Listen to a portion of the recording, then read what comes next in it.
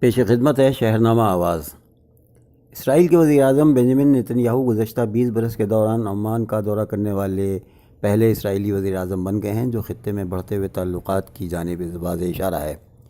Oman کے سلطان Qaboos سے ملاقات کو نیتن یاہو کی اسرائیلی واپسی تک خفیہ رکھا گیا، جبکہ دونوں ممالک کے درمیان سفارتی تعلقات بھی نہیں ہیں۔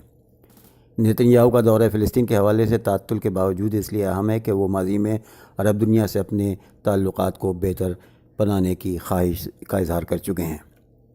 نیتن یاہو نے اپنے استقبال و ملاقات کے حوالے سے ٹویٹر پر اپنے ویڈیو بیان میں کہا ہے کہ عمان کا ایک خصوصی دورہ ہم تاریخ رقم کر رہے ہیں۔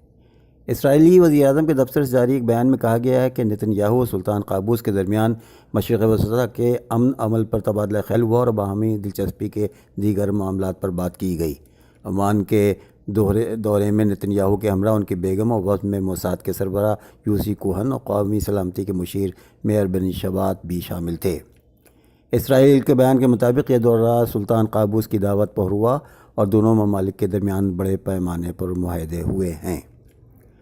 عمان کے سرکاری نشریاتی ادارے نے بھی نیتن یاہو اور ان کے وفد کو سلطان قابوس اور عمان کے دیگر حکام کے ہمراہ روایتی لباس میں چلتے ہوئے دکھایا ہے، جن کی تصاویر بہت کم سامنے آئی ہے۔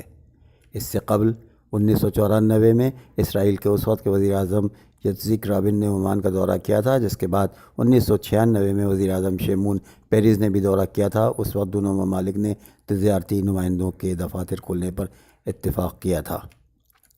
خطے میں ایران کی شدید مخالفت کا سامنا کرنے والے نیتن یاہو طویل عرصے سے عرب ممالک کے ساتھ تعلقات کو بڑھانے کے خواہاں ہیں اور زور دیتے آئے ہیں کہ اس طرح کے تعلقات سے فلسطین میں امن ہو سکتا ہے۔